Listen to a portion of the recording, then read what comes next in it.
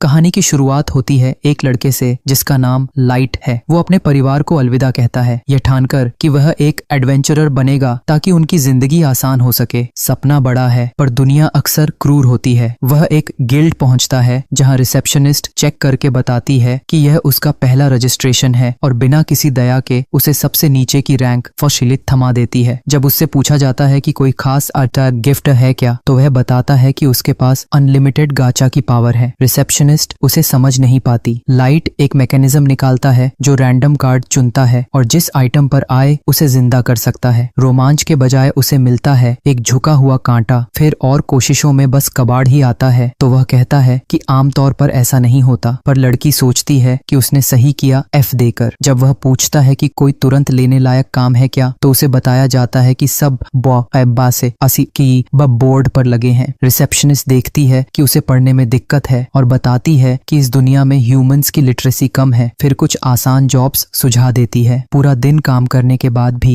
जो पैसे मिलते हैं वे केवल एक रात का कमरा ले पाने के लिए होते हैं और खाने के लिए वह अपनी गाचा पर ही उम्मीद लगाए रहता है। फिर उसे कुछ बीस्ट फोल्क मिलते हैं जो उसे गिरा देते हैं। इस दुनिया में ह्यूमंस को कम आंका जाता है और लीडर शिकायत करता है कि उसके कपड़े गंदे हो गए, सारे पैसे छीन लिए जाते हैं। जब वह वापस मांगता है तो उसे लात मारकर वहीं छोड़ दिया जाता है। तभी एक एल्फ साशा मदद को आती है। लाइट डर जाता है कि उसने साशा को गंदा कर दिया तो साशा उसे गले लगाकर शांत कर देती है और अपनी पार्टी से मिलवाती, और वहां सब बेहद हाई लेवल नजर आते हैं। एक गरु बताता है कि उनका समूह कॉनकॉर्ड ऑफ ट्राइब्स है। उनका लक्ष्य 9 रेस को एक पार्टी में जोड़कर डिस्क्रिमिनेशन मिटाना है और उन्हें एक ह्यूमन चाहिए, इसलिए वे लाइट को जोड़ना चाहते हैं। लाइट खुशी खुशी हाँ कर देता है। उसके बाद वे सबसे लंबी और खतरनाक डंजन अबिस में जाते हैं, जहां जैसे ही एक मॉन्स्टर लाइट पर वार करने को होता है, ड्रेको उसे आधा कर देता है और साशा एक और को अपने तीर से निष्ठ कर देती है। साशा सख्त लहजे में कहती है कि अगर लाइट को कुछ भी लगेगा तो वह मर जाएगा, और लाइट डरते हुए माफी मांगता है। बाकी मेंबर्स साशा का चुटकियां उड़ाते हैं कि वह हमेशा लाइट का ख्याल रखती है, जिससे वह शर्माती है और कहती है कि अगर कुछ हुआ तो लोग कहेंगे कि वे अपने साथियों की रक्षा नहीं कर सकते। ड्रागो बताता है कि उसे चिंता नहीं करनी चाहिए क्योंकि वह लाइट की बनाई चाय पसंद करता है। यानी लाइट अपनी छोटी सी यूटिलिटी से भी पार्टी के काम आता है और वह खुश हो जाता है। पर जैसे ही वे आगे बढ़ते हैं पार्टी अचानक रुक जाती है। लाइट सोचता वे बस थोड़ा आराम कर रहे हैं और चाय बनाने जाता है। तभी ड्रागो कहता है कि उसे पार्टी से निकाल दिया जा रहा है, वजह वह यूजलेस है। वे उसे गालियां देते हैं और लाइट समझ नहीं पाता कि पहले वे इतने अच्छे क्यों थे अगर अब वे उससे नफरत करते हैं। सच ये है कि उनके सुपीरियर्स ने उसके गिफ्ट को ओवर हाइप कर दिया था और उम्मीद की थी कि वह मास्टर बन सकता है, पर असलियत में लाइट को कुछ पता ही नहीं था। साशा उसे मूर्ख मानती है पर राहत भी महसूस करती है कि वह मास्टर नहीं है, क्योंकि वह किसी इंफीरियर रेस से शादी करने के बारे में सोच भी नहीं सकती। ड्रागो कहता है कि उन्होंने बहुत ज्यादा बता दिया था, पर गारू ठंडे स्वर में कहता है कि अब फर्क नहीं पड़ेगा क्योंकि लाइट ज्यादा दिन तक जीवित नहीं रहेगा। फिर गारू उसके चेहरे पर पंजे से वार करता है। लाइट भागने की कोशिश करता है और वे उसकी कराह सुनकर आनंद लेते हैं। साशा उसकी टांग में गोली मारी देती है और गारू उसे पीटता रहता है, पर बाकी कहते हैं कि गारू रुक जाए क्योंकि वे चाहते हैं कि लाइट की मौत मॉन्स्टर्स के हमले जैसी दिखे, ज्यादा चोटें उनकी कहानी को कॉन्ट्रडिक्ट न करें। लाइट खुद को घसीटकर बचने की कोशिश करता है और एक टेलीपोर्टेशन ट्रैप एक्टिवेट कर देता है। ड्रागो कहता है कि गारू देखे कि वह भाग न जाए, पर जब गारू पहुंचता है तो लाइट उनकी आंखों के सामने गायब हो चुका होता है। वह डंजन के किसी और हिस्से में पहुंच गया है। बच गया होना भी अब उस पर भरी पड़ा है क्योंकि जैसे ही वह किसी मॉन्स्टर से टकराएगा उसे मार डाला जाएगा। वह सोचता है कि जिंदगी अन्यायपूर्ण है, उसने कुछ भी गलत नहीं किया और जिन पर उसने भरोसा किया वे ही उसे धोखा दे गए। पर रोने के बजाय वह कसम खाता है कि वह उन सभी को मिटा देगा। लाइट के पीछे अचानक एक लेवल 1000 का मॉन्स्टर कैट को आ जाता है। ऐसा क्रीचर जो सिर्फ कहानियों में सुना जाता है। उसे यकीन ही नहीं होता कि वह टेलीपोर्ट होकर अबिस के सबसे गहरे हिस्से में पहुंच गया है। मॉन्स्टर हमला करने ही वाला है और लाइट सोचता है मैं यहाँ मर नहीं सकता, रिवेंज लेना अभी बाकी है। उसके पास लड़ने के लिए कुछ भी नहीं, बस उसकी अनलिमिटेड गाचा पावर। जैसे ही वह उसे यूज करने की कोशिश करता है नीचे एक मैजिक सर्कल चमक उठता है और उसी सर्कल से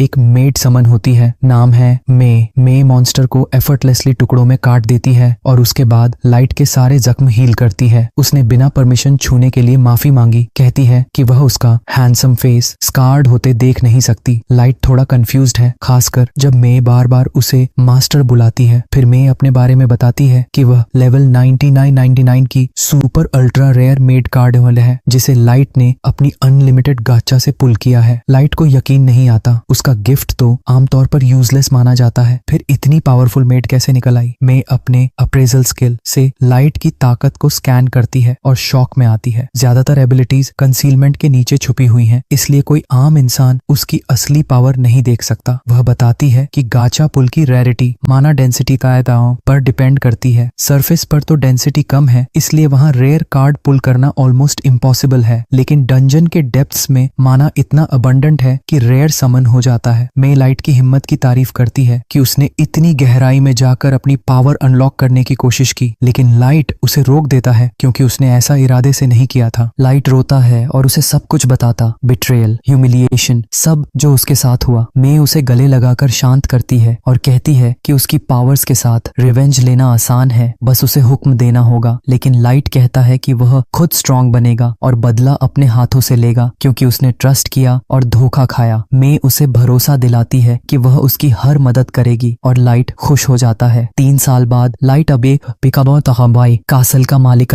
डे है जिसके चारों तरफ उसकी ओ आर्मी ऑफ मेड्स है। वह उनकी मेहनत की तारीफ करता है और सभी मेड्स उसकी वजह से थोड़ा पागल हो जाती हैं। मे पूछती है कि क्या वह उन्हें साइलेंस करे, लेकिन लाइट मुस्कुराता है और कहता है कि उन्हें छोड़ दो क्योंकि वे बस लॉयल हैं। फिर वह शहर जाता है जहां सिटीजन्स बताते हैं कि खाना कम हो रहा है। लाइट अश्योर्स करता है कि एडमिनिस्ट्रेटर को आदेश देगा। वह मे से पूछता है कि बाकी मेंबर्स क्या कर रहे हैं। मे बताती है कि युकी आगे अपर अबिस में स्काउटिंग कर रही है, मैप बना रही है। फॉरेस्ट्स मॉन्स्टर्स से भरे हैं, लेकिन जीनियस टेमर युकी के लिए वो कोई थ्रेट नहीं है। एली मैजिक क्रिएट कर रही है उसके ग्रैंड प्लान के लिए और मे उम्मीद करती है कि वह ओवरवेल्म न हो। नाजुना अपनी यूजुअल कासल पेट्रोल कर रही है। जैसे ही वे वापस कासल लौटते हैं, वहां गे से जैक इंतजार कर रहा होता है। मे इरिटेट होकर कहती है कि उसे लाइट को प्रॉपर एड्रेस करना चाहिए, लेकिन लाइट उसे इग्नोर करता है क्योंकि वह जैक को ओल्डर ब्रदर की तरह मानता है। ट्रेनिंग रूम में लाइट कहता है कि वह पूरा दम लगाकर अटैक करेगा और सीधे जैक के स्टमक में पंच मार देता है जो उसे पीछे धकेल देता है। लाइट कहता है कि अगर ये पंच किसी और को लगता तो वो सरवाइव नहीं करता। इस बीच नाजुना अपनी पेट्रोल पर एनकाउंटर होती है कुछ मेड्स से और कहती है कि ये इम्पोर्टेंट ड्यूटी हुआ है जो लाइट ने उसे दी है। मे की तारीफें सुनकर वह खुश हो जाती है और सब उससे पूछते हैं कि अगला पेट्रोल कौन सा एरिया होगा। मे अभी डिसाइड नहीं करती तो वे रिक्वेस्ट करते हैं कि वह एक स्पॉट चेक कर दे क्योंकि उन्हें वहां जाना मना है। इसी बीच नाजुना लाइट के बेडरूम की तरफ जाती है और नॉक करती है और सरप्राइज, मे वहां बाहर आ रही होती है। नाजुना थोड़ी कंफ्यूज होती है कि मे वहां क्या कर रही है और मे बताती है कि बस एरिया पेट्रोल कर रही थी, लेकिन बेडरूम सेफ जोन है इसलिए वह उसे वापस भेज देती है। मे से नाजुना पूछती है कि लाइट ट्रेनिंग के दौरान वह क्या कर रही थी और मे बताती है कि अपनी मेड कोड के अनुसार मास्टर के बिना भी कुछ न करना सही नहीं है, इसलिए उसने रूम क्लीन किया। जैसे ही नाजुना अंदर जाती है, वह नोटिस करती है कि बेड ऐसा लग रहा है जैसे कोई उसमें गड़बड़ कर गया हो। मे हंसते हुए बताती है कि यह उसकी यूनिक बेड मेकिंग स्टाइल है। नाजुना और जानना चाहती है, लेकिन मे फर्म रहती है और कहती है कि यह ट्रेड सीक्रेट समझ आता है जो नाजुना को इम्प्रेस कर देता है। मे खुश है कि नाजुना इतनी ब्राइट नहीं है और नाजुना मे से कुछ मैसेजेस डिलीवर करती है जो बाकी मेड्स ने भेजे थे। मे समझ जाती है कि बाकी मेड्स उसे कर्स कर रही थीं कि उन्हें बेडरूम में नहीं आने दिया। मे उन्हें हैंडल करने का वादा करती है और नाजुना को कुछ कॉइन्स देती है उसके अच्छे काम के लिए, जिससे नाजुना खुश हो जाती है। मे उसे भी पूछती है कि क्या उसे किसी मदद की जरूरत है। नाजुना पैसे लेकर स्नैक्स खरीदती है और कासल लौटते हुए युकी से टकराती है। नाजुना थोड़ी कंफ्यूज होती है क्योंकि युकी सपोज थी फॉरेस्ट स्काउट करने के लिए, लेकिन अब वह बस कैट की तरह मियाऊ कर रही होती है, जिससे नाजुना समझ नहीं पाती कि वह क्या कह रही है। नाजुना सोचती है कि शायद युकी उसे हेल्प मांग रही है या फॉरेस्ट में ट्रीज कट कर रही है, लेकिन वह जानती है कि अगर ट्रीज ही नहीं रहेंगे तो स्काउट करने को कुछ नहीं बचेगा। नाजुना पूछती है कि क्या युकी को स्ट्रॉन्ग मॉन्स्टर मिला और युकी बताती है कि वह समन पहले हुई थी, लेकिन फिर भी युकी उससे स्ट्रॉन्गर और बड़ी लग रही है, इसलिए युकी पर डिपेंड करने में हेजिटेट नहीं करनी चाहिए। आखिरकार युकी बोलती है और बताती है कि उसने मैप कंप्लीट कर लिया है, इसलिए वह वापस आई है उसे डिलीवर करने। नाजुना उसकी पीठ थपथपाती है और कहती है, वियर्डो, सीधे बता देती तो बेटर होता। फिर वह अपनी पेट्रोल पर वापस चली जाती है। नाजुना लाइट के थ्रोन के पास जाती है और उसे हक करती है क्योंकि पूरा दिन उसे लाइट नहीं मिला, लेकिन उसने थ्रोन का एक हिस्सा ब्रेक कर दिया, इसलिए उसे फिक्स करके दूर भाग जाती है। ट्रेनिंग रूम में लिन और जैक डिसाइड करते हैं कि आज का दिन खत्म और बाथ हाउस जाते हैं। जैक कहता है कि डंजन में बहुत कम लोग लाइट को मैच कर सकते हैं, मतलब सरफेस पर और भी कम होंगे, लेकिन इसका मतलब यह नहीं कि कोई नहीं है जो उसे डिफीट कर सके। सके। लाइट जानता है कि दुनिया में बहुत सारी अननोन चीजें हैं, इसलिए वह गार्ड नहीं छोड़ता और अपने रिवेंज को पूरा करने के लिए अलर्ट रहता है। इसी बीच मे उन 4 मेड्स को समन करती है जिन्होंने उस पर कंप्लेन किया था। मे उनसे पूछती है कि क्या उन्हें पता है कि वे ट्रबल में क्यों हैं, लेकिन वे एक्ट करती हैं कि कुछ पता नहीं। मे उन्हें याद दिलाती है कि उन्होंने मैसेजेस भेजे थे। अब वो माफी मांगती हैं और एक्सप्लेनेशन देती हैं कि वे जानते थे मे बिजी है और बस हेल्प करने की कोशिश कर रही थी। लेकिन मे बताती है कि सबसे गलत बात यह थी कि उन्होंने सीधे उसके सामने कहने की बजाय मारे ने मैसेजेस के जरिए अपनी फीलिंग्स भेजी के जरिए अपनी। मे ने चारों मेड्स की सारी डिमांड्स रिजेक्ट कर दी और पनिशमेंट में उन्हें बेयर थ्रोन रूम तक जाने वाले हॉलवेज हाथ से साफ करने इसका काम दे दिया। मेड्स इनिशियली सोचती हैं कि ये इम्पॉसिबल है, लेकिन मे कहती है कि वह जल्द ही सरफेस जाएगी एक मिशन कंप्लीट करने के लिए, तो उम्मीद है कि वे अपने काम बिना किसी प्रॉब्लम के पूरा करेंगी। इस बीच नाजुना शहर में एक वेपन देखती है और सोचती है कि शायद उसे हासिल कर सके। एली उसे नोटिस करती है और सोचती है कि शायद नाजुना कैंडी ढूंढ रही है। नाजुना पूछती है कि वह वहाँ क्या कर रही है और एली बताती है कि सब स्मूथ चल रहा है, इसलिए उसे थोड़ा समय मिला। फिर एली नाजुना को डिम्विट कहती है, जिससे नाजुना इरिटेट हो जाती है। नाजुना प्रूफ देती है कि वह इडियट नहीं है। वह कहती है कि उसे सारे मैथ टेबल्स आते हैं, लेकिन एली का पहला टेबल भी गलत है। वे आर्ग्यू करने लगती हैं और एली कहती है कि लाइट ने उसे अपने ग्रैंड प्लान का इम्पोर्टेंट हिस्सा बनाया है, जबकि नाजुना को बस कासल पेट्रोल के लिए कहा गया था। एली बताती है कि उसने लाइट के साथ टी भी की थी प्रोग्रेस डिस्कस करने के लिए और next time private room book करेगी। नाजुना जेलस हो जाती है और कहती है कि उसे भी लाइट के साथ टी करनी है, लेकिन एली कंफ्यूज्ड है कि जेलस होने की वजह सिर्फ वही है। एली एडवाइस देती है कि क्योंकि नाजुना मैजिक में अच्छी और क्लोज कॉम्बैट में कमजोर है, इसलिए जरूरत पड़ने पर मदद मांगती रहो। उसी समय चारों मेड्स अनॉयड होती हैं कि उन्हें ट्रबल क्यों मिला। उन्हें लगता है कि मे की मैनेजमेंट स्टाइल पर कंप्लेन करना गलत नहीं था, लेकिन वे कुछ नहीं कर सकती। वे सोचती हैं कि लाइट का रूम क्लीन करना उन्हें मौका मिलना चाहिए, लेकिन मे हमेशा बिजी रहती है और अलाउ नहीं करती। उन्हें याद आता है कि मे लाइट की फर्स्ट समन तो ये थी और यूकी को समन होने में 3 महीने लगे थे। मे ने 3 महीने अकेले लाइट के साथ बिताए। सोचकर वे अपना दिमाग खो बैठती हैं। वे सो फ्रस्ट्रेटेड होती हैं कि शायद अपनी रेज को कर्स में बदल सकती हैं, जिससे मे को नुकसान पहुंचे। लेकिन तभी मे रूम में आ जाती है। वह उनसे पूछती है कि उन्होंने क्या किया, लेकिन उनके पास जस्टिफाई करने के लिए कुछ नहीं होता। वे बस कहते हैं कि वे लॉयल हैं। मे बताती है कि 3 महीने में जब वह लाइट के साथ थी, उसने सिर्फ बुक्स पढ़े और मार्शल आर्ट्स प्रैक्टिस की, इसलिए उनके इमेजिनेशन में जो सब चीजें थीं वह कर ही नहीं सकता था। इससे मेड्स थोड़ा शांत होती हैं। मे कहती हैं कि वह उन्हें पनिश करने के लिए आई थी, लेकिन महसूस करती है कि उनका काफी पनिशमेंट नहीं हुआ, इसलिए अब उन्हें पे है थ्रोन रूम भी क्लीन करने के लिए आती है। कहती है मेड्स क्लीनिंग शुरू करती हैं और महसूस करती हैं कि पूरे नाइट काम करने के बाद भी पूरा करना इम्पॉसिबल है, और वही एक मेड थ्रोन का वह हिस्सा भी तोड़ देती है जो नाजुना पहले ब्रेक कर चुकी थी। इस बीच नाजुना सोने की तैयारी कर रही है, लेकिन डिसअपॉइंटेड है कि पूरे दिन लाइट नहीं देखा। वह विश करती है कि लाइट उसे सरफेस जाने की परमिशन दे और सभी को बीट अप करने का मौका मिले। अगले दिन लाइट जीना और एली को आर्ग्यू करते देखता है, लेकिन नाजुना एक्साइटेड हो जाती है कि शायद लाइट उसे देखने आया। वह यूकी को पेट करता है, जिससे बाकी जेलस हो जाती हैं, लेकिन लाइट नहीं रोक पाता क्योंकि वह उसे कैट की तरह ट्रीट करता है। तभी और लेवल 1000 हेलहाउंड सामने आ जाता है और लाइट थोड़ी डर जाता है क्योंकि यह उसका पहला मॉन्स्टर था। बाकी लोग एंग्री हो जाते हैं और सोचते हैं कि सारे हेलहाउंड्स को एलिमिनेट करना चाहिए, जिससे मॉन्स्टर डर जाता है, लेकिन लाइट उन्हें काम होने के लिए कहता है। सब पूछते हैं कि उन्होंने ये क्यों समन किया और लाइट बताता है कि मे से संदेश मिला है और प्लान एग्जीक्यूट करने का समय है। सरफेस पर गारू को बीस्ट फोल्क प्रेज कर रहे हैं। जैसे ही वह एक ह्यूमन को देखता है, उसे जमीन पर गिरा देता है और उसके चेहरे पर थूकता है। वह बाहर जाता है और अपने फॉलोअर्स को कहता है कि जो चाहो खाओ, और वे ऑनर्ड महसूस करते हैं क्योंकि वह ऑर्फन से फ्यूचर लीडर बना है। वह बताता है कि आसान नहीं था। हर बीस्ट फोल्क को जन्म से स्किल दी जाती है, लेकिन उसे स्किल के क्रिएटिव यूज में एक कट अबव होना चाहिए। वह बताता है कि सब कसका काम वो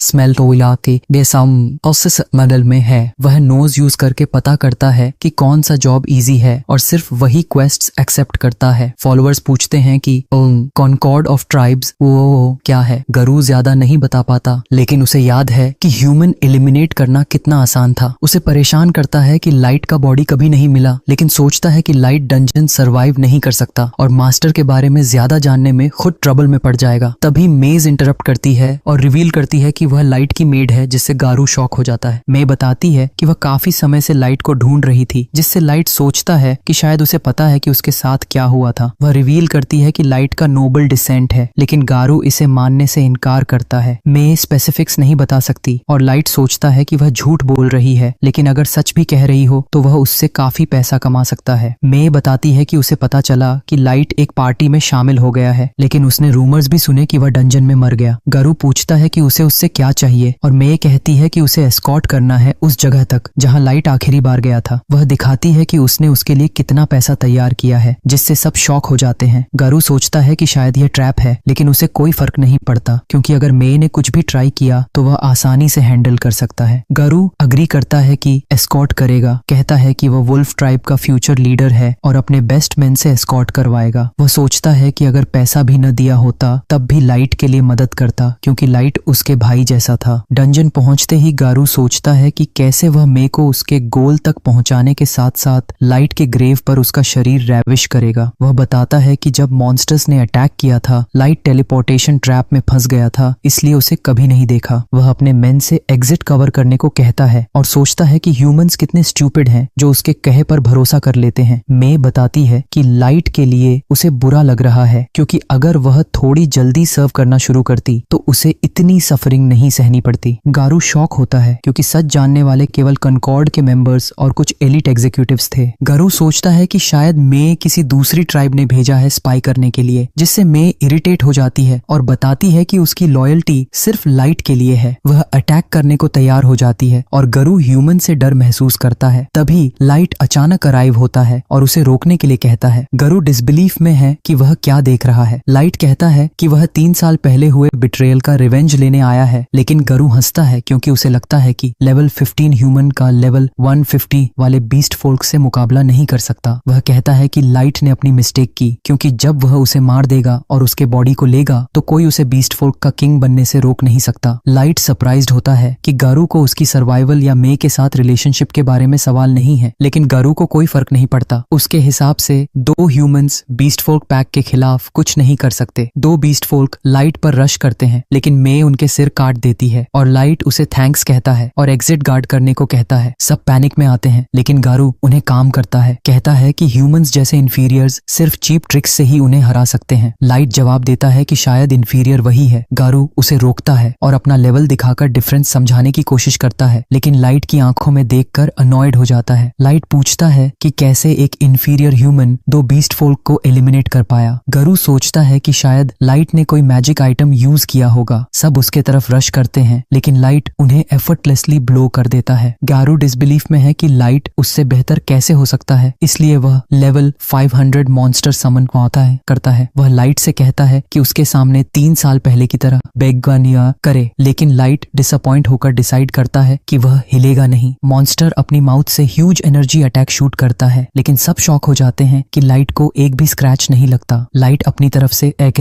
लेवल 9000 मॉन्स्टर समन्स करता है, जो गारू के मॉन्स्टर को उसकी ब्रेथ से फ्रीज कर देता है और उसे पीसेस में तोड़ देता है। लाइट रिवील करता है कि उसका लेवल 999 है, जिससे गारू शॉक हो जाता है। गारू सोचता है कि लाइट इम्पोस्टर है क्योंकि वह 3 साल पहले जैसा ही दिखता है, लेकिन लाइट बताता है कि वह ब्रेसलेट ऑफ यूथ पहनता है जो एजिंग रोकता है और रीजन ये है कि यह उसे उसकी सफरिंग याद दिलाता है। गारू रियलाइज करता है कि अब उसके पास कोई चारा नहीं है और वह बेगिंग शुरू कर देता है। कहता है कि उसने सिर्फ ऑर्डर्स फॉलो किए थे और कभी उसे हर्ट करना नहीं चाहता था। लाइट गारू से कहता है कि वह सब कुछ रिवील करे जो उसे ब्याह थे मास्टर स्वार्थी है के बारे में पता है, लेकिन गारू कुछ भी नहीं जानता। वह अपने फॉलोअर्स से भी पूछता है, लेकिन वे एक्ट करते हैं कि सब कुछ जानते हैं। मे को पता चल जाता है कि वे झूठ बोल रहे हैं और वह उन्हें कचरा की तरह तोड़ देती है। लाइट गारू से पूछता है कि अगर वह सरफेस पर युद्ध घोषित करे तो क्या होगा, और वह झूठ बोलने की हिम्मत न करे क्योंकि मे के पास स्किल है जो सच पता लगाती है। गारू इतना डर जाता है कि पैंट्स गीले कर देता है और कहता है कि चाहे लाइट कितना भी स्ट्रांग हो, वह अकेले जीत नहीं सकता। लेकिन लाइट जानता है कि वह सब कुछ अकेले नहीं कर सकता। वह उन्हें अपने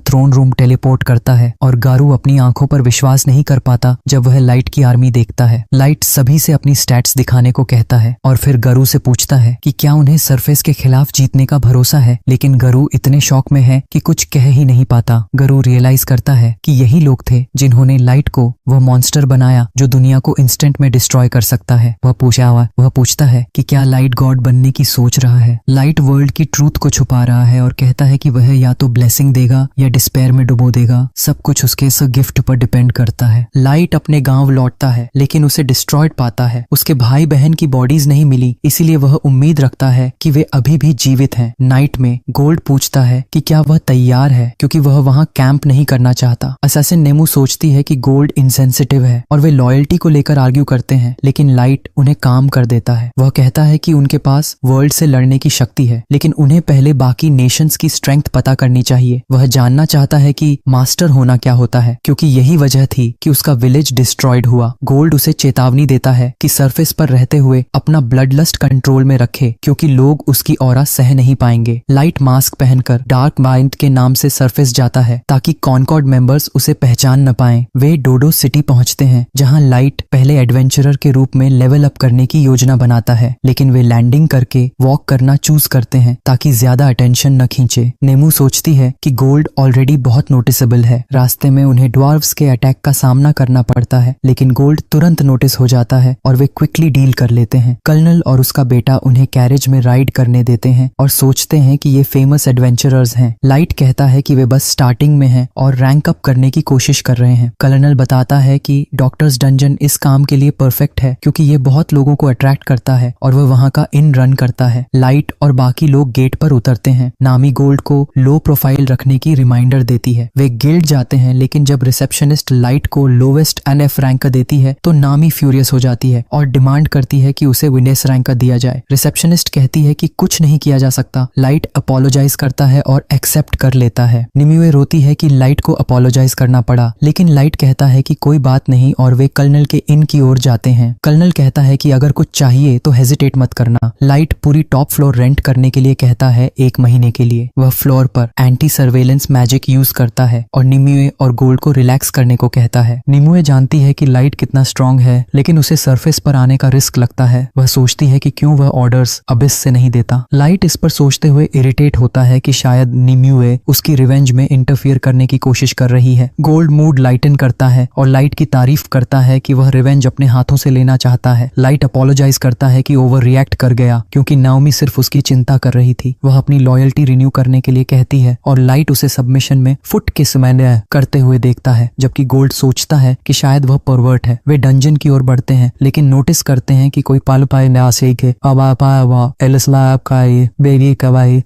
नहीं है। लाइट मेंशंस करता है कि ड्वार्व्स और एल्व्स के बीच डंजन ओनरशिप को लेकर डिस्प्यूट है। रास्ते में 3 हुडेड लोग लाइन कट करते हैं और लाइट इमीडिएटली उन्हें कॉल आउट करता है। लीडर को विश्वास नहीं आता कि एक ह्यूमन उसे ऐसे बोल रहा है और वह लाइट को लेसन सिखाने को तैयार होता है, लेकिन उसका कंपेनियन रोक देता है, सोचकर कि सीन बनाना सही नहीं है। वे लाइन के पीछे चले जाते हैं, लेकिन उन्हें बताया जाता है कि अब भी खेल खत्म नहीं हुआ है। सभी लाइट की तारीफ करते हैं कि उसने बोलकर सिचुएशन हैंडल किया। बच्चे अपोलोजाइज करते हैं कि उन्होंने कुछ नहीं कहा, लेकिन लाइट उन्हें कहता है कि कोई बात नहीं। बच्चे वंडर करते हैं कि क्या गॉड्स आर्मर सच में गोल्ड का बना है, लेकिन नाओमी बताती है कि यह सिर्फ पेंट है, क्योंकि गोल्ड मेटल के रूप में बहुत सॉफ्ट होता है और आर्मर बनाने के लिए सही नहीं है। बच्चे सोचते हैं कि क्या यह उनकी पहली बार डंजन में एंट्री है और लाइट पूछता है कि वे कैसे बता सकते हैं। वे बताते हैं कि डंजन के लेवल्स नॉर्मल से बड़े हैं, इसलिए ज्यादातर लोग सप्लाईज लेकर ओवरनाइट कैंप करते हैं। आखिरकार वे डंजन में एंटर करते हैं और वंडर करते हैं कि अंदर क्या मिलेगा, क्योंकि उन्होंने कभी डंजन नहीं देखा। निम्यूए डिटेक्ट करती है कि आसपास कोई नहीं है, इसलिए लाइट अपने कार्ड्स यूज करता है ताकि वे उड़कर नेक्स्ट फ्लोर जल्दी से ढूंढ लें। इसी बीच हमें पहले वाला एल्फ काइडो दिखाई देता है, जो ऑर्क्स की एक ग्रुप स्लॉटर कर रहा है और वह अभी भी गुस्से में है कि लाइट ने उसे डिसरिस्पेक्ट किया। पता चलता है कि वह व्हाइट नाइट्स में यंगेस्ट एक्सेप्ट होने वाला एल्फ था, strongest force of the L1 kingdom, और उसके पास मास्टर का ब्लड दारिद है। उसका कंपेनियन उसे काम करने की कोशिश करता है और 3rd फ्लोर तक जाने की अर्जेंसी बताता है। काइडो सोचता है कि उसे उसके लेवल के कारण लुक डाउन किया गया, क्योंकि उसका लेवल कैप्ड एट 1500 है। वह चाहता है कि वह और स्ट्रांग हो, क्योंकि उसके पास मास्टर का ब्लड है। वह लाइट की मदद करने का प्रॉमिस करता है, लेकिन अंदर से योजना है कि उसकी जरूरत खत्म होने के बाद उसे एलिमिनेट कर देगा। 3री फ्लोर पर ट्रोल्स को डिफीट करने के बाद लाइट दूसरों को मैजिक स्टोन्स कलेक्ट करने का ऑर्डर देता है ताकि प्रूफ रहे कि वे वहां पहुंचे। जैसे ही वे बाहर जाने की कोशिश करते हैं, वे वही बच्चे देखते हैं जो अर्लियर गॉब्लिन से लड़ रहे थे। बच्चे उन्हें खत्म कर देते हैं, लेकिन लाइट अचानक अपीयर होता है और वे देखते हैं कि उसने उनके मेज पर अटैक करने वाले स्नेक को रोक दिया। बच्चे फिर से उसकी शुक्रगुजारी करते हैं। नेहमाया सेंस करता है कि कोई एनिमी अप्रोच कर रहा है और फॉरेस्ट से अचानक वुल्व्स का एक पैक निकल आता है। बच्चे भागने लगते हैं, लेकिन वुल्व्स उन्हें इग्नोर कर देते हैं। तभी वे समझते हैं कि और कुछ है और एक जायंट साइद मैंटिस सामने अपीयर होता है।